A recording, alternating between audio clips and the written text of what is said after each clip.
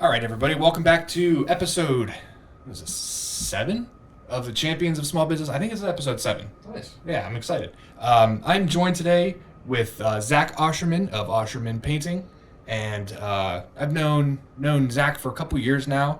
We actually had the pleasure of doing his roof back in the day with my company, DreamWorks Roofing. We did that, what was that, 2020 maybe? I'm not sure. It was right around COVID, I think it was.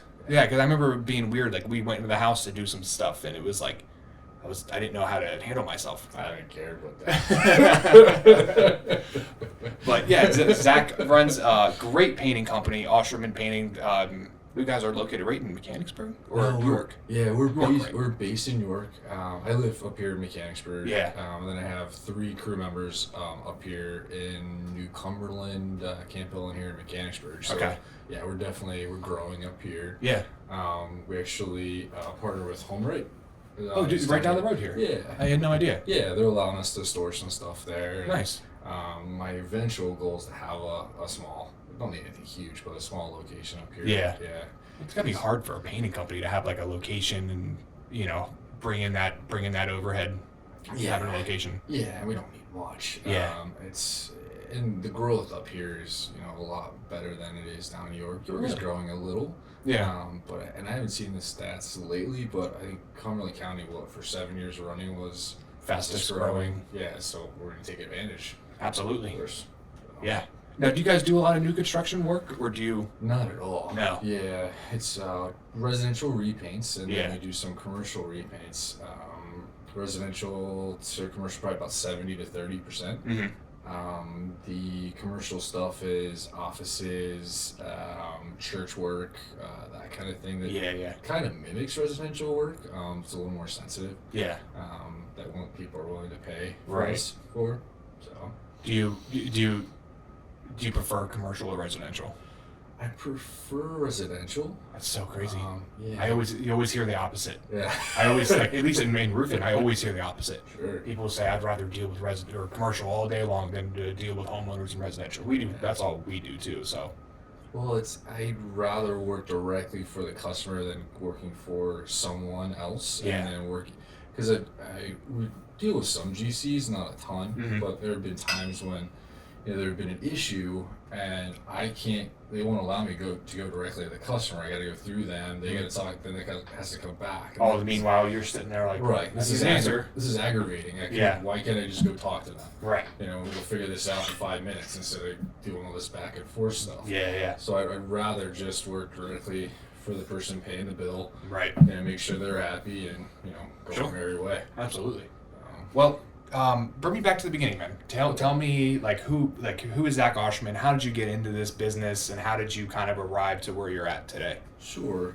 So 2 things. So I grew up in York. Mhm. Went to York Country Day, small high school down there. My mom's she's actually retiring this year. She's the 3rd grade teacher down there. Nice. Congratulations to your mom. Yeah. So I went to Juniata College after that. Okay. And then I got a degree in business and political science, and I worked as a lobbyist in Harrisburg for a couple of years. Oh, that sounds terrible. Yeah, it was interesting. It was interesting for sure. And I moved on and went to work for Equipment Depot. Okay. I was there for a little over 5 years. I sold forklift and aerial lift parts. Mm-hmm. And then I worked in their safety department for 2 years.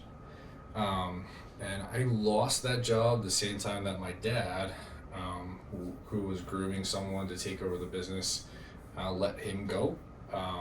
So it was kind of really weird timing how it all worked out. And my dad, every once in a while, I would say, I don't know, every year and a half, 2 years, something like that, he'd say, this is still an opportunity for you. If you wanted to come on board with the company. Yeah. Like, oh, I don't know. I know I can run the business. I don't know anything about painting. Yeah. I kind of want to go my own way, do my own thing, figure it out then. Right. Which was just really strange how that worked out. So I took a chance. And a little over 7 years ago, I came back to work for my dad. So the company next year will be 45 years old. Wow. When Quite a legacy. Yeah. When I was younger, I worked summers here and there. So I actually have an employee that's been with us for 35 years. That's awesome. When I say I worked summers, like, yeah, worked. Yeah. Summers. So, You know this. yeah, I tried. But, so I came back 7.5 years ago. Started, I was in the field for about a year. And then I started project managing, selling. That winter we had, this was an odd year. We were down to, I think, 4 guys that winter. And since then, we've just kind of built it back up. Right now, we have 17 painters. I have 3 office staff and then 2 sales guys. Man, I didn't realize that you were like had as many employees as you did. How does it feel to manage all that? We're getting, I mean, it's always a work in progress, but and with that infrastructure in place in the office, it's helped me out to be able to look broader, Right. and do some other initiatives and other things that I want to do. Right. And they're great. Honestly, my office manager started about a month before me, so a lot of our growth and a lot of our success has been her and I Come together. Yeah, her and I working through things. It's been working. Like, I haven't really pushed it. I know I have friends. You probably have friends too. 10x, gotta grow, and I don't need to grow. I don't need to take over the world. I'm okay where we're at. Or organically grow a little, but I also think, and it may be head trash on my part, but that I don't really want to get a ton bigger, because I do think that our quality will drop a little, and we can't have that. Sure. So, so I came back 7.5 years ago, worked in the field, project managed, and then I kind of took over, I don't know, I would say 4.5 years ago, something like that. And then I just started to buy out my dad. A little over 2.5 years ago. You didn't get it for free? Yeah. So we started that process. He's retired, so it's just on me and the office staff now. He doesn't work in the business at all anymore? No. Nice. No. What's that transition like to buy a business from your dad? Like, is that, did you go through valuations and go through and have to, and he really made you pay full price? And your dad's Mike, right? Yep. Nice job, Mike. Yeah. Care who you are. That's awesome. Yeah, we went through all the valuations. Yeah. We had a consultant that helped us through it all and all that. Family business can be fun though. Yeah. So Man, that's cool. It's go back to something you said before. You said you went to college for business. This is something that, like, we talk about a lot, between me and my friend group and, like, me and my wife. And do you think, how much of what you use in business today, how much did you learn from college versus how much did you learn on the rolls? And and pun intended. Paint rolls. Well, I think for me, college, I would say maybe 25-30%, something like that. Because junior was pretty good. We did a lot of case study work. Okay. So, I mean, used Harvard Business Studies and went through. I remember my professor saying you can't use communication as the issue because every business has communication issues. Right. You have to figure it out the other way. Right. So I learned a lot through that. Honestly, a lot of what I've brought into the business now is from working as a lobbyist, from working in the equipment industry, from it's bringing how others operated and their ideas into this industry, into my company. Because painting, and I think, don't get me wrong, roofing's probably pretty similar. We're kind of behind the times a little compared to other industries. Very much so. You're right. So it was great to bring in other things into the business because if I would have just grown up and stayed in the company and all that, I think I would have had blinders on. Well, This is how we always did it. Yeah. Well, there are better ways. Yeah. For sure. No, I think that's I think for anybody in business that listens to this podcast, like, I think that's one of the secret nuggets that you can take, especially if you're in an industry like ours, like construction or contracting, it's always a couple years behind. Roofing is very behind. But by looking outside of your industry, you can find a lot. You can find some very easy things that are going to really wow your customers to make your business a lot better. Just look at things that are working for other businesses and try to implement those things into your business somehow. Right. You know, like technology. We try to implement technology as much as we can. Not always easily adopted, you know, by staff or by customers, but something, you know, we're trying to keep it. Yeah. We're trying to keep at it. Right. You know. Yeah. I mean, we went the estimating software way, and having people be able to sign on their computer, on their iPad, all that stuff. And that's fantastic. It's been really good. But then there's other small issues to that too. Sometimes we have older customers that don't read everything. Yeah. And you get there and like, well, I thought this was included. Well, no, it's not. It's right here. It says it's not, or it's not in there. Did you read through? What are you gonna do? You can't read it for them. I gotta sit there. Yeah. Right. Yeah. Like you got to meet me halfway and read and interpret it a little bit. Right. But I think that's something that, like, what do you do in a situation like that as a business owner? Customer is confused on the scope of work. You have an opportunity to say, hey, I'm going to charge you for these extras, or I'm not going to charge you. Like, how do you handle a situation like that? I think it depends on the situation. Mm-hmm. If they are good people and they just didn't understand, I'll work with them as best I can. Maybe I'll drop our rate a little, so it's not as expensive as they thought it was going to be for that extra. I'll be honest though that if someone is nasty, and it's very rare, but we have had it before. Sure, absolutely. I've hung up on people before who Yeah. start screaming at me. I'm not going to take it. No. Yeah. No, there's never a reason to yell at another adult. Yeah, that's been in 7 years, maybe 3 people. Yeah. Or people, something like that. Yeah. But yeah, I go in very level-headed. Yeah. I try not to get my back up, or, and just let them know we'll do the best that we can.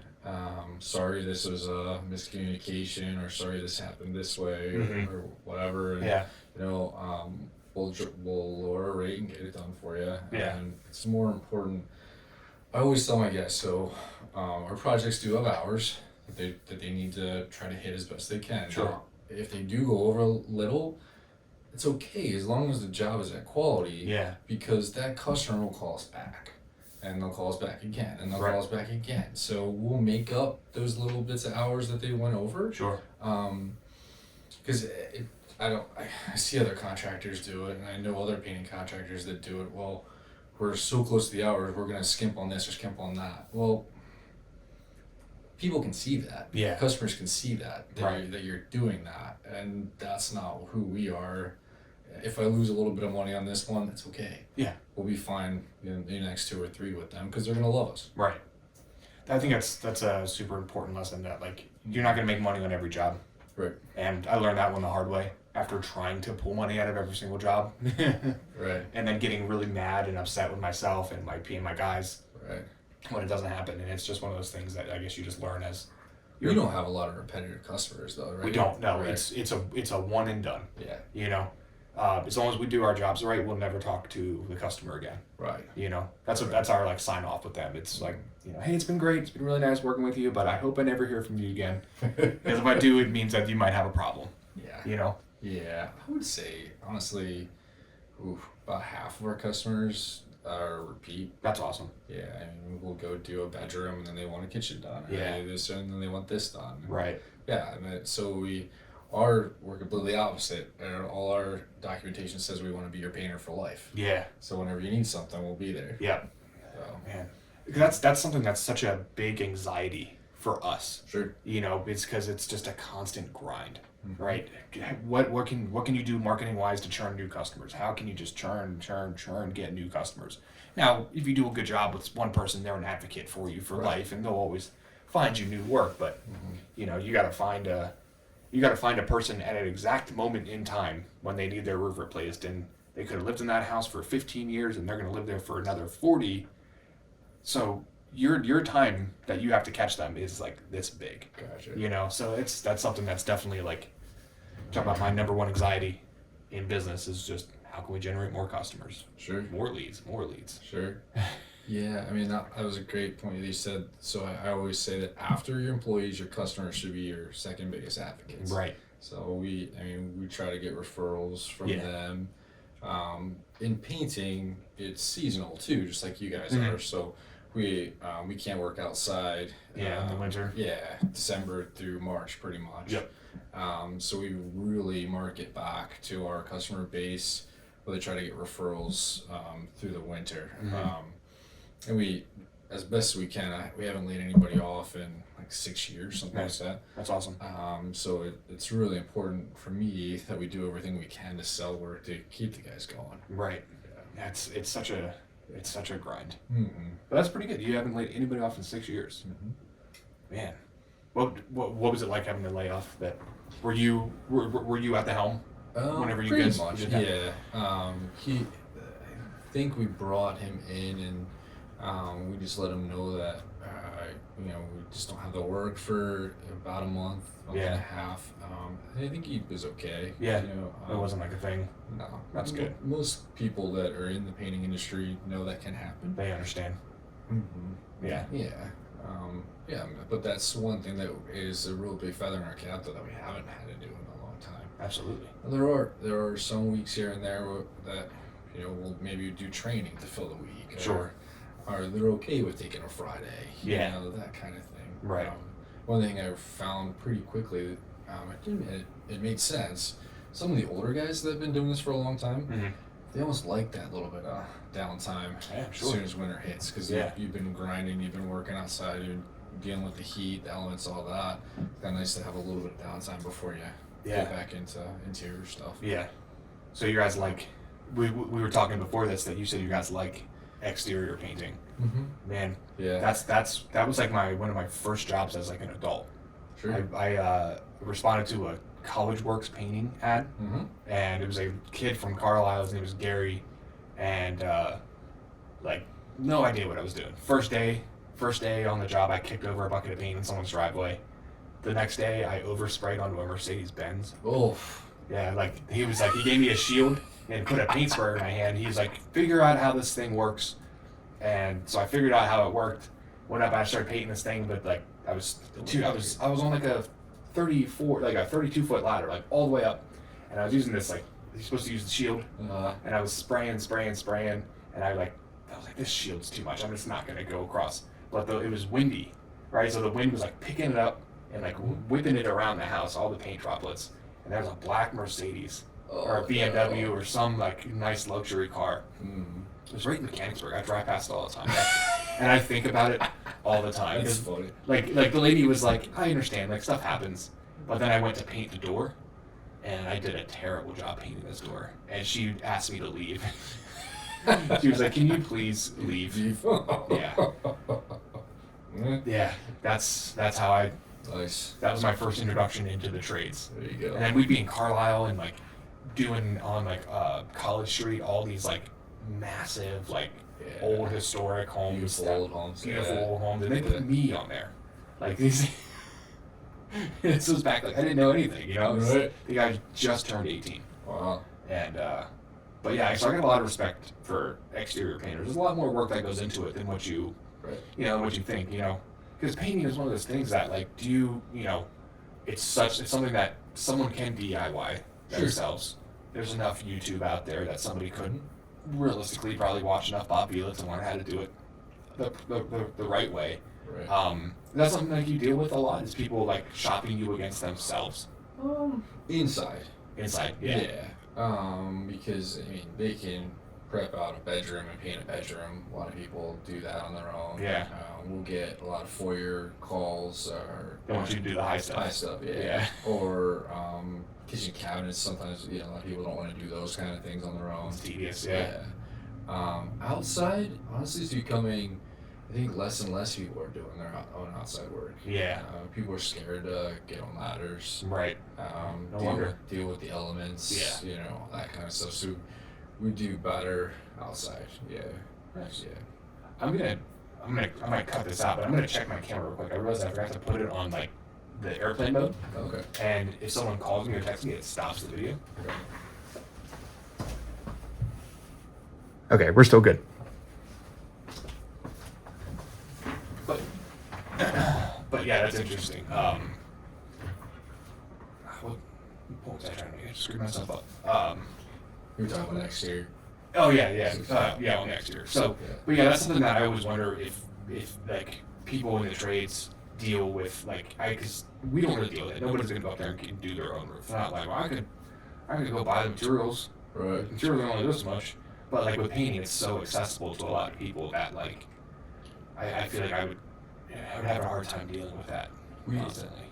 I mean, you don't hear it a ton, but sometimes just, well, I could have just done it. And then you want to say, well, then why didn't you? Why didn't you do it? Right. And it's not, dude, painting, there's a difference between painting and painting well. Right. How, like my wife and I just redid our bedroom, and I was like, I'll paint it, whatever. Nope, never again. Like, there's an art to it for sure. Sure. And YouTube does not give you everything you need to know. No. Found that out. Some of the best painters are honestly OCD. Mm-hmm. You know, they're looking at every little nick and crack and trying to fix anything that they can find. Right. Because that's, I mean, it's cliche, but it's true. Yeah. Prep is more important than the actual paint. Yeah. And I think a lot of DIYers don't know how to prep correctly, or they're just okay with putting a coat or two of paint on the walls, and that's okay if that's what they want. So yeah, my guys just know how to prep a room out correctly. Yeah. I did some employee reviews this morning with some newer guys, and one of my questions is, how do you think you're doing on prep? Mm-hmm. And I go, well, I think I'm learning a lot. And I said, yes, it's definitely a balance that you'll learn, because we can't necessarily strip everything to start from scratch. You have to figure out where that balance is to keep the paint on, and then build from there. Right. Right. I want to bring something you said earlier. It's just about growth and organic growth. Mm-hmm. I know as a contractor, and I think probably a lot of people listening to this, because they know me, are probably contractors as well. And I'm guessing the paint business is like this as well, but there's so much pressure out there from blue collar roofing, painting, these kind of jobs to 10x, right? You got Grant Cardone walking on stages screaming 10x, 10x this, 10x that. You want rapid growth, you want this, you want that.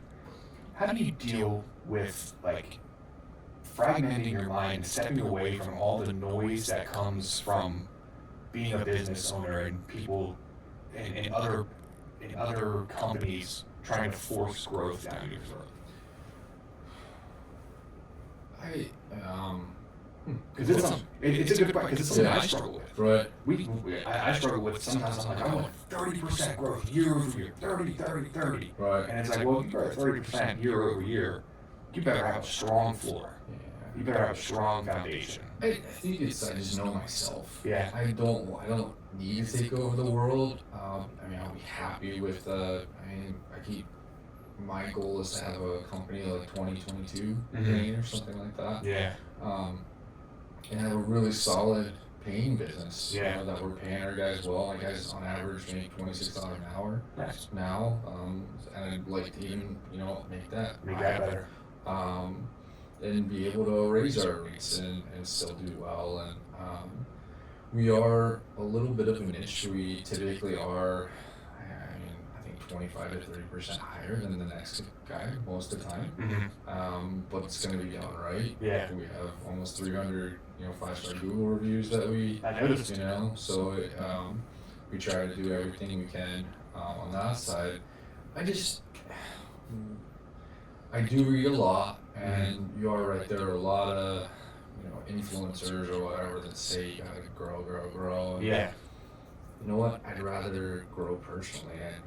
I've been doing a lot of trying to get better shape and learn different things. And one of the things that I keep in the back of my mind is when it was tough on my dad to let the company go. Sure. Because the company was him and he was the company. Yeah. I am the face of the company, but I don't want to be just identified as a painting contractor. Mhm. I want to be known as, someone that liked all kinds of different things. Yeah. That worked in the community, did this, did that. I want to be able to be okay retiring and just let it go because it's just a part of my life and it's not my full life. That's a powerful like sentiment that you just touched on there. And that's something that even I struggle with really poorly. Like that if my business doesn't do well, that means I'm not doing well. Or if my business is having a struggle, like if my business is struggling, that I'm not good enough because you wrap yourself up in your business so much and to the point where it becomes your identity. And for you, it literally is your identity. I mean, your last name is your title. So I feel like, do you have any like tricks to kind of keep yourself to draw that kind of line in the sand and not be so personally tied to your business or identifying yourself by your business alone? Right. It's been tough, I'll be honest. Yeah. Because as we grew, when we were 9, 10 guys, something like that, I almost met almost every customer. Yeah. And now that we're the size we are, I don't meet hardly any of them. Mm-hmm. So it's creating touch points so that they know who I am. But creating that infrastructure that I have in place in the office to take care of those customers, and that's really allowed me to step away and do some of the personal growth stuff. Yeah. Because I was in grind mode for 4 or 5 years where I was working 70, 80 hours a week. Yeah. Just to get to this point. And now, there are still weeks that I'm working my butt off. Sure. But it feels good now. It feels like we're in a good rhythm, and I want to let them do it because I trust them. So, guys, if you make mistakes, so what? Yeah. You're human. It's okay. Try. You don't need me for everything. You got it. You're good. Yeah. So That's a tough one. The trust. Oh yeah. I was just Moses and I were just out last night. We actually just grabbed. I was having like a particularly rough like moment yesterday. Sure. And I was like, man, can you grab a beer with me? And I was like, just kind of like we were just kind of chatting over some stuff. But trust is such a difficult thing, especially as you start to scale. And again, just like you, I used to be in contact. I was on the phone. I called every customer to talk to them about their insurance claim or to talk to them about their final billing. And now I don't even know. I'm like, who's John Smith? I have no idea who that guy is, but he's giving us, a couple $1,000s to do his roof. And it's a really strange feeling that I still struggle with. And I try to, hopefully my people who listen to this show, I apologize if I micromanage you guys at all. It's something that I struggle with so much, especially being like coming from the ground up, to when we never had any employees to, where it was just me or just Steve or just Moses handling everything. To me, it's all about people. And I'm on my 3rd person to fill our 2nd sales position. The first 2 didn't work. Yeah. And that was always a struggle for me. How long do you keep trying? How long do you keep? Keep trying at it. How long? And you give suggestions, and you give, why don't you try this or try that? And then when they don't, that's time. Yeah. They're not listening to you for this or that reason. And, I think we found the keeper this time. Nice. That'll allow us to grow our business. Yeah. And he's learning really fast. And, nice. It's been good. How do you guys deal with being the most expensive, one of the more expensive companies out there? Because I know it's a struggle here at DreamWorks. Sure. We have an office here, and people, insurance, and benefits for everybody. Right. Is that something that you still struggle with to this day, and just sometimes trying to communicate your value? Yeah, sometimes I do. But I one of the things I try not to do is I never apologize for it. Nice. That's good. We need to be at that level so I can pay the guys well. Yeah. We need to be at that level so that we can get the best or better paint on the market. Yeah. For your job. We have almost 45 years in You know, I have some of the best guys in the industry. Yeah. My senior crew leader just hit 35 years Yeah. with us. That's awesome. Won the Craftsman of the Year award in our industry association a couple years ago. Nice. Jody's really good. Yeah. You know, I have to pay him. I have to do things for that. Right. Culture's huge for us, and Yeah. culture. Yeah. You know, part of that is doing events and doing things, and that means money. So, That's right. Yeah. Cool. And we do have sales goals. You know, we try to hit certain close rates, and Sure. we do everything we can to get those close rates. Yeah. But we're honestly, I mean, it's a kind of a I know in different areas of the country in different kind of markets it varies. Mm-hmm. But we hear no half the time. Yeah. And I'm okay with that. Yeah. It's okay. You gotta get good. You gotta get good at hearing no. Yeah.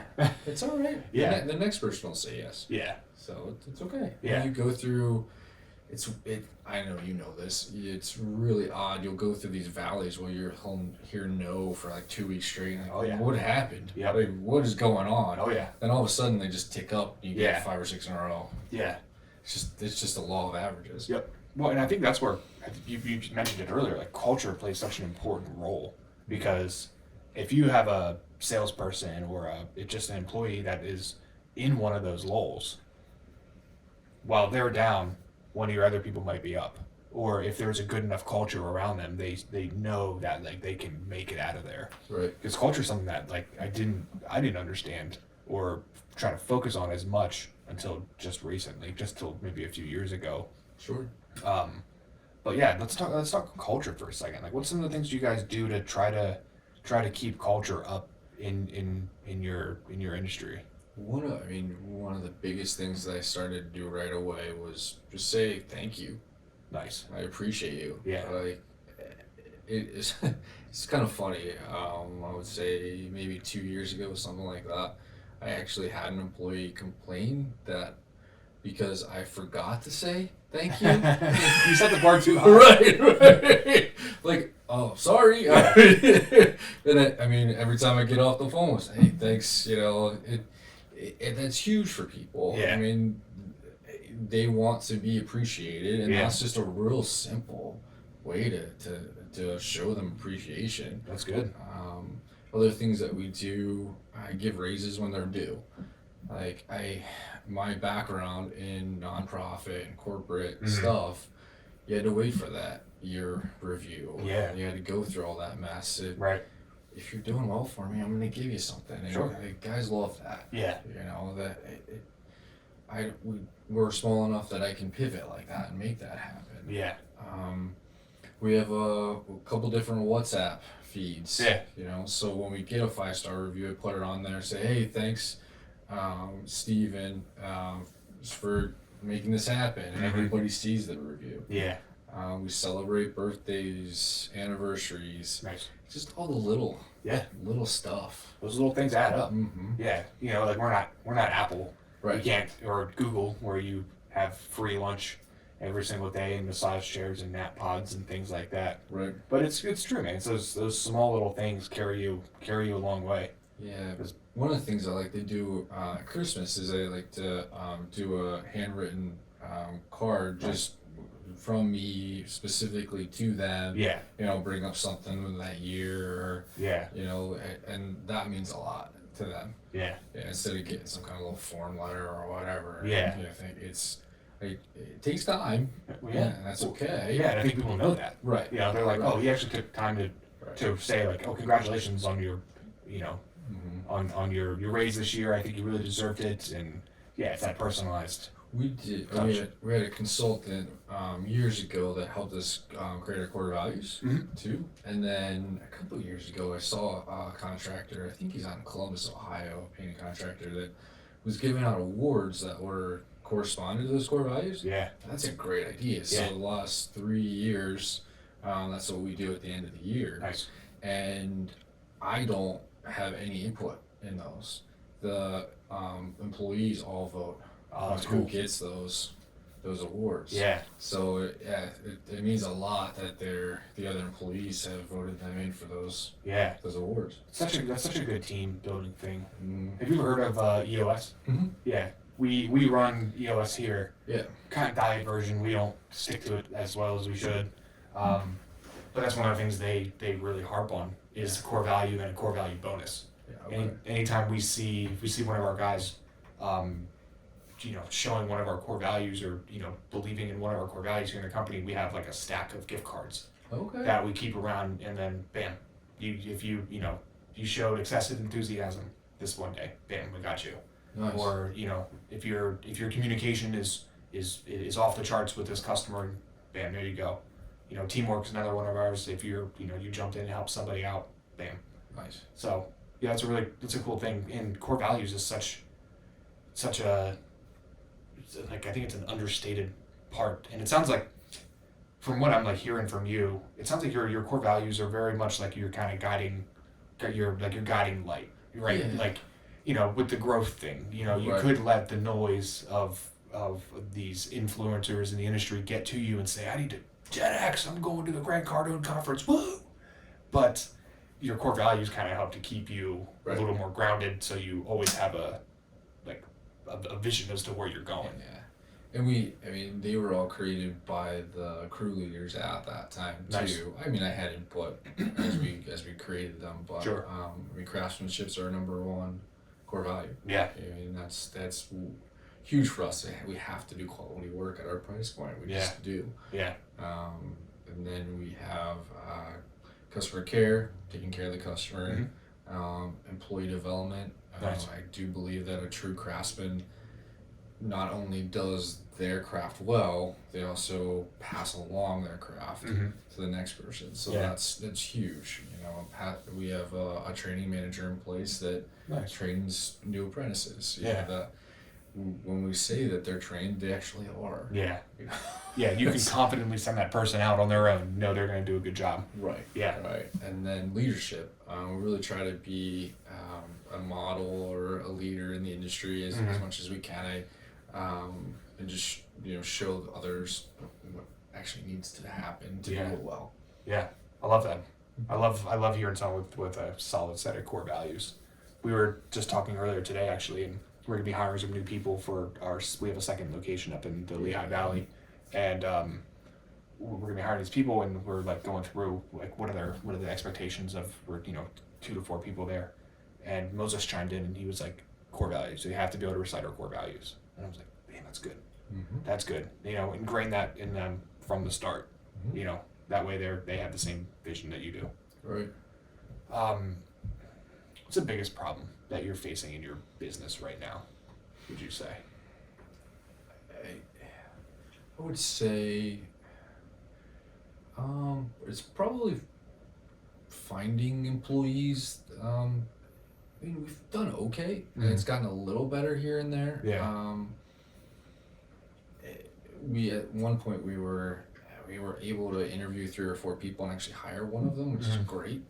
Years ago, we had to almost take anybody that would walk in the door. That's not true, Sure. Yeah, but we've had a little better luck that way. Yeah.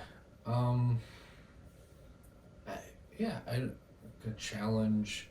I think a lot of it is just teaching, getting the sales. Well, I don't know. It's It's a tough question. It's a tough question for I know a lot. being so simple. Yeah. Yeah, I know a lot of guys in the industry and in contracting would say right away it's finding employees, but actually we've done okay. Yeah. There in the last couple of years. Yeah. And we're doing okay sales wise. Yeah. That's awesome. Yeah. So I think honestly, now I think through it, it's dialing in our processes. There you go. We're always working on that, and Yeah. I know we can get better on that. I think sometimes we have a day a year that we try to put ourselves in the customer's shoes. So we'll just lay out everything on the table from the very first thing that the customer sees all the way to the end. Yeah. And what's their experience like, and how can we pare this down, or do this or that different so it's better on the customer end. Yeah. Or a lot of times, I know you know this too, you may make a change downstream that is different than what you said upstream. Yep. Or you change something upstream that changed something downstream, and you don't see it until it's all out in front of you. Right. So that is something that we're always working on, is really bettering the processes, trying to make them more efficient. Yeah. I mean, we've done a couple different things. Like we years ago used to pressure wash all our own projects. Now we use a pressure washing company. Nice. We used to go and help people pick colors. Now we have 2 color experts that go out and do that with the customer. That's little stuff that gives us time to work on actual selling or actual painting instead of dealing with the ancillary stuff. Yeah, doing the things that actually generate revenue. Right. The things you're getting paid for. Right. Because you don't charge like a design fee or anything like that for like to help someone like pick out colors or something like that, or like you get lost in the weeds with that a lot, I'm sure. We include so I mean we have to pay the color consultants, so we do include that in our bids. Okay. It's not technically free, but it is included in the bid. So I mean, I just remember even 4 or 5 years ago, we'd spend so much time, giving out decks that people look through the colors, or going out and matching colors, and all that. When they're good at that, let them do it. That's what they like to do. So have them go do it. Yeah, that's a good thing. I mean, that's a good lesson. I need to listen to that a little more. Let the people who are good at what they do the thing that they're good at. Right. Because we come across it a lot with siding. Sure. We do full-blown 3D presentations for people because last thing you want is for them to pick the wrong color and then be pissed about the whole job. Well, that's the other thing. So what I found too was using a color expert, having them pick the colors and they sign off on that color. If I would have been there and I would have helped them pick that color and they hated it, is it on me then? Yeah. Or is it on them? It's such a tough. Right. It's such a tough place. Right. Yeah. So if we have a color expert that did it, it gives us a separation. Sure. A little bit more. That's smart. Yeah. That's smart. I'm not steal that one from you. That's actually what I might steal from you is the POV of the day POV of the customer. Right. I think that's a super useful exercise because processes is something that it's been like a buzzword in our industry recently. Process.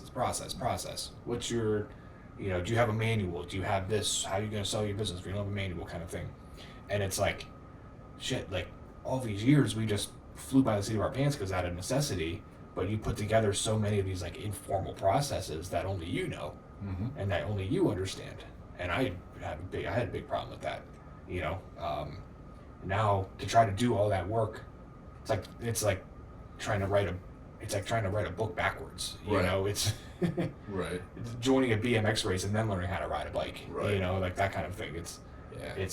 I think that's such an important message to like any business owner who listens is like processes. If you can document from day one, you will save yourself so much headache. Right. And there's a lot of thinkers and influencers in all these industries that gotta get your process. Yeah. Then I'll be honest, I know some of those guys that all about that. They'll step away for maybe months at a time, and then they have all those processes in place, but they're not there to make it work, or they don't have the right people. Right.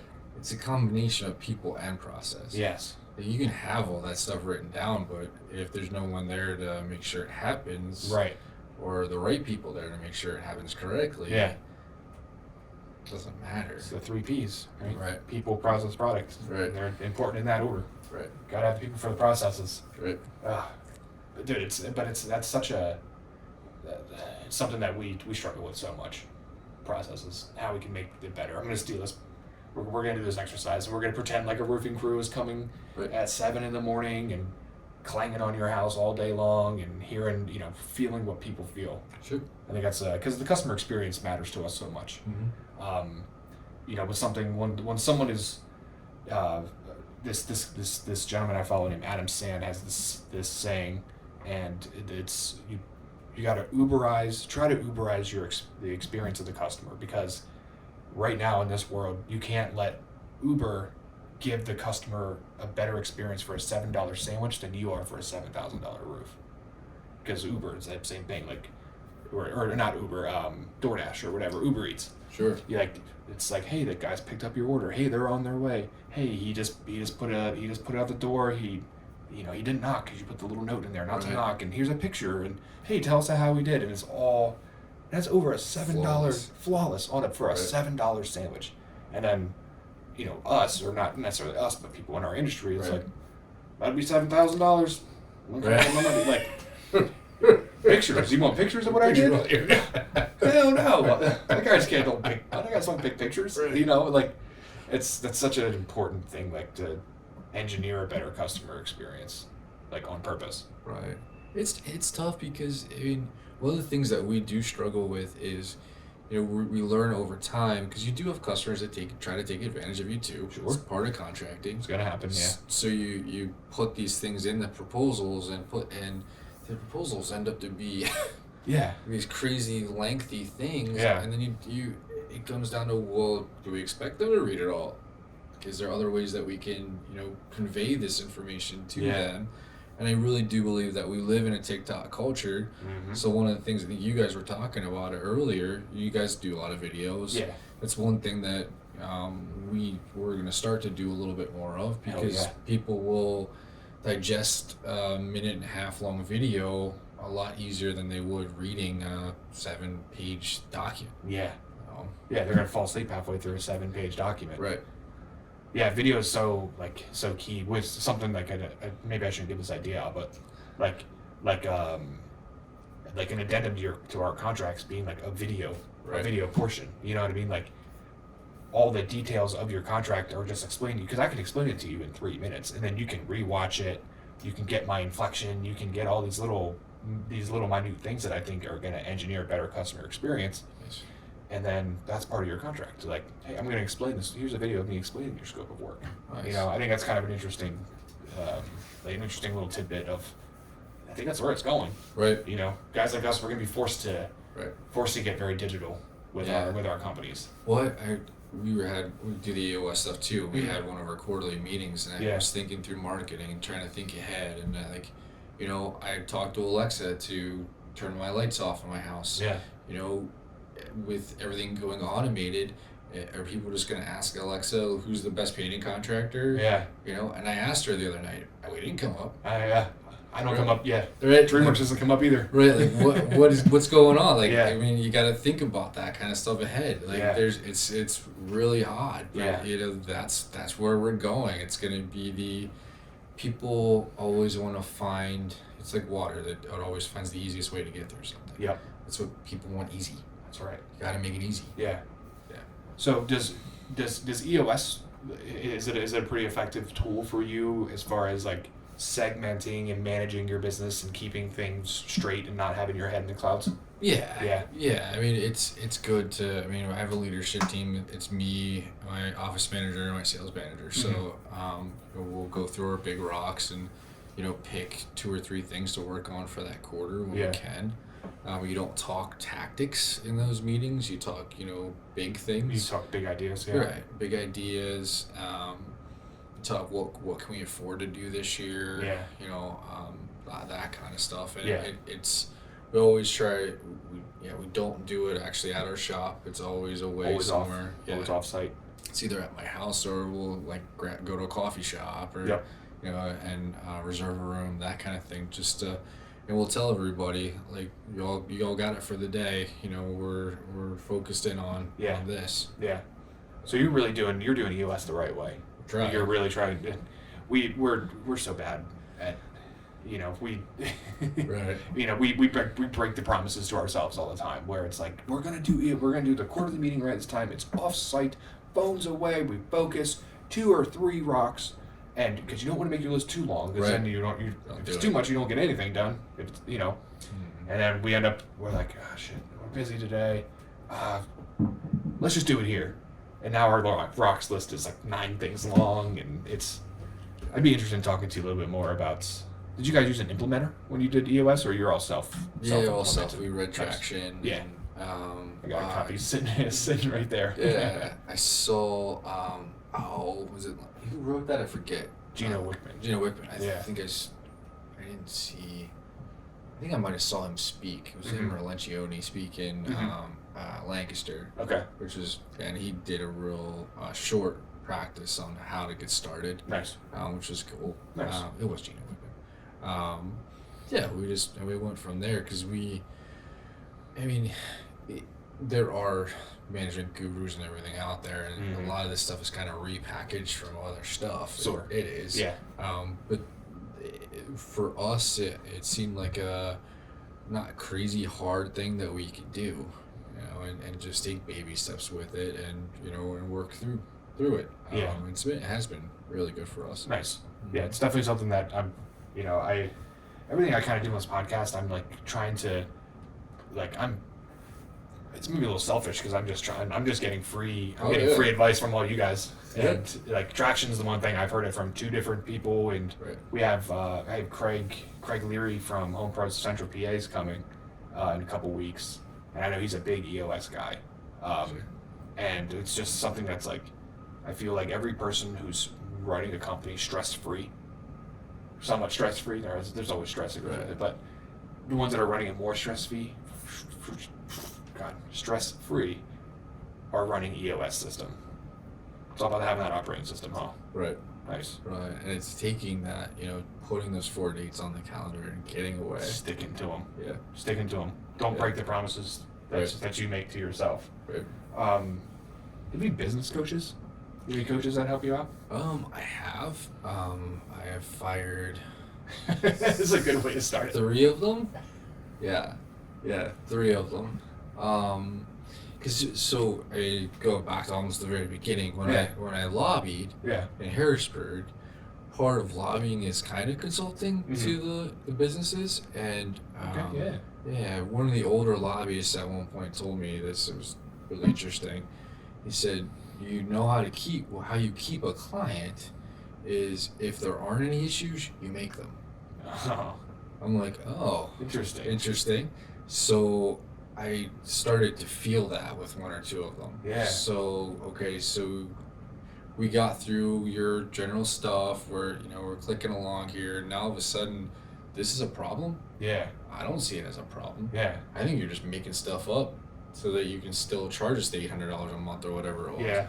And so I think we're good. Yeah. And then we had another one that built a website for us and did some other stuff, and just wasn't good. Yeah. And what I find with a lot of them, and it's not just them, it's other services too. They take on too many people. Oh yeah.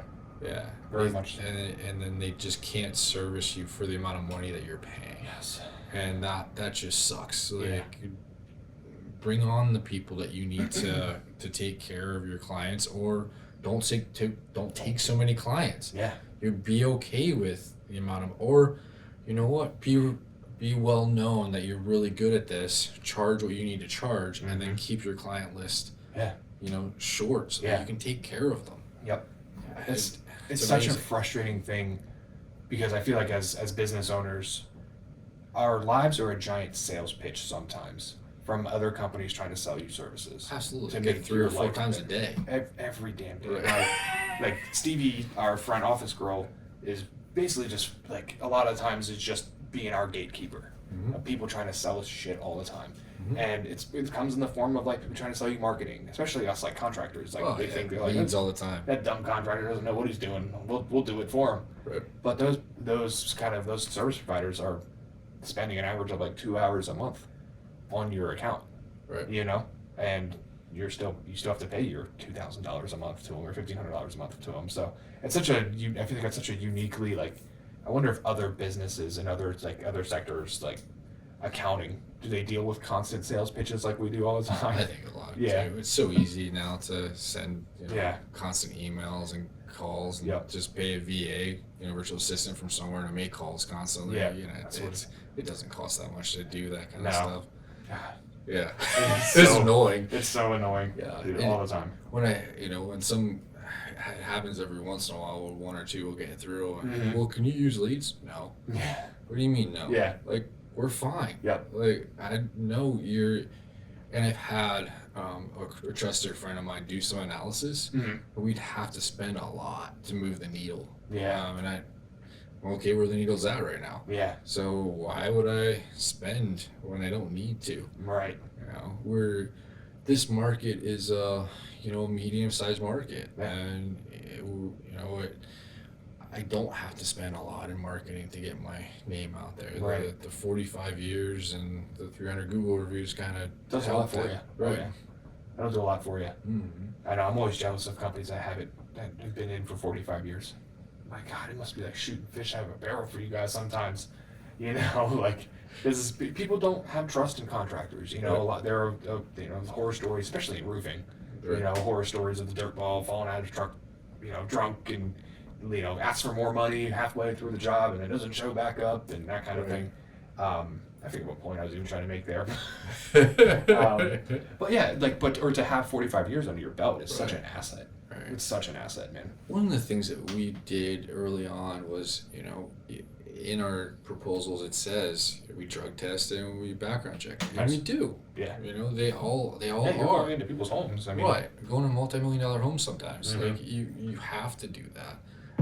And there are contractors out there that will say, well, if I do that, I'll lose all my employees. Yeah. Well, that's okay. Yeah. What are you risking otherwise? Right. That's all right. Then Yeah. you build up from there. Yeah. And when I first came in and I started taking over a little bit, it wasn't drug issues. It was other things that it's okay that you go. It's all right. My dad would. It was just you needed people to work, so you did what you could. He'd have guys, work for him 3 or 4 times. Mm-hmm. They'd get laid off or get fired or whatever. Well, I really need somebody. And they come and my rule is one, if you're fired or you quit and you want to come back, okay, one time. Mm-hmm. After that, sorry. Yeah. I have 2 or 3 guys that, if I call them tomorrow, they'd come back to work for me, but you had your chances. Yeah, you have to stick to that role. You're not. People don't change that much. Yeah. Like that. They're not going to change from one time to the next. So, no. And honestly, it makes everybody else feel good that you're sticking to that. Yeah. And you're not bringing some Joe back that just doesn't fit. Right. Because again, that culture. Right. Quick way to ruin your culture is by doing something like that. Right. You seem like a good leader, man. You seem like you got a really good head on your shoulders for this kind of stuff, and understanding the large and the granular details of business. I try. I mean, the college did help a little bit. Yeah. Doing other areas. I've had a couple of really good bosses. Mm-hmm. I mean that's huge. Yeah. It's a strength and a weakness of mine that I'm very level-headed. Mm-hmm. So I don't get excited about much. I don't get down about much. Yeah. I've only in 7.5 years, I've only yelled at my employees twice. Nice. Something like that. Yeah, that's great. So when it gets to that level, they know it's really serious. Something serious. Right. Because typically, if something went wrong, it's something wasn't communicated correctly. The correct training didn't happen. Mm. It's if someone had a bad night and they brought it on the job site. When someone screws up intentionally, then it's time for them to go. Right. Typically people aren't screwing up intentionally. There's other areas there. Yeah. So why be hard on them? Why be screaming at them? Just okay, it happened. What can we do differently? Yeah. Let's make sure it doesn't happen again. Yep. That's what we need to do. As simple as that. Right. Yeah. There's very little reasons I can think other than someone physically harming you that you have to yell at another adult. Right. Right. But that's our industry though. Yeah. And I'm very hopeful, and I do see good signs, all over that. Same. It is changing. Yeah. That way, and it wasn't okay, but back in the day, it was just kind of what happened, how they were. Yeah, it was that roughneck kind of, right, you know. right, and you just dealt with it when you worked for a contractor, or you were a contractor. That's the way things were. Yeah. I'm glad it's not anymore, because I wouldn't be in it. Yeah. So.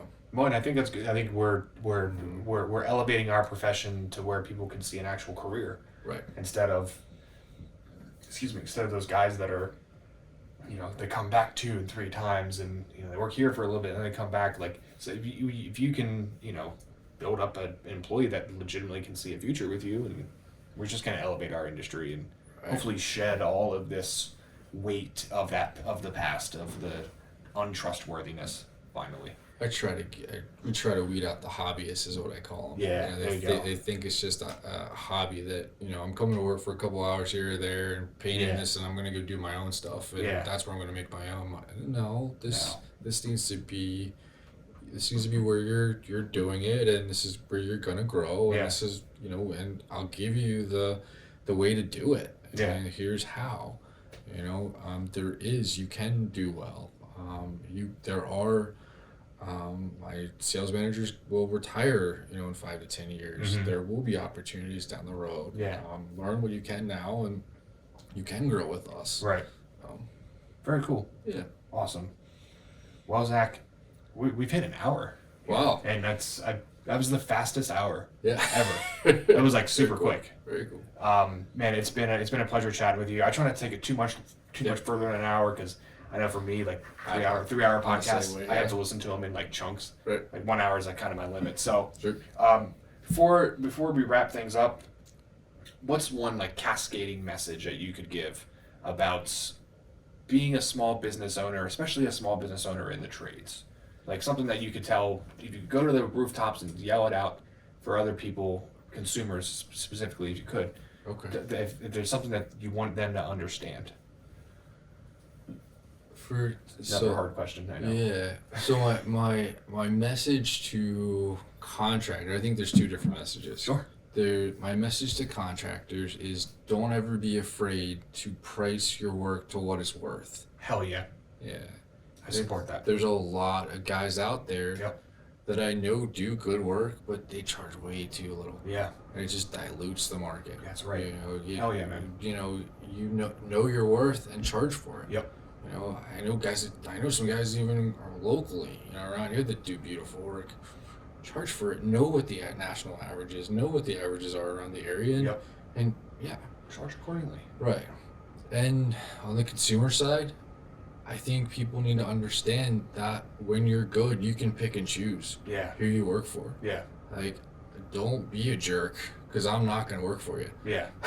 And there's less and less of us. Yeah. You're not gonna find. Yeah, the pool's getting small. Right, and that means that the price is gonna go up too. You're gonna have to start getting used to that. Yeah. It is what it is. There's less of us that do good work. Yep. So don't treat me like a slave or servant or something, because I think a lot of people did to contractors back in the day. Very much so. Don't treat me like that, because I won't work for you. Yep. I don't have to.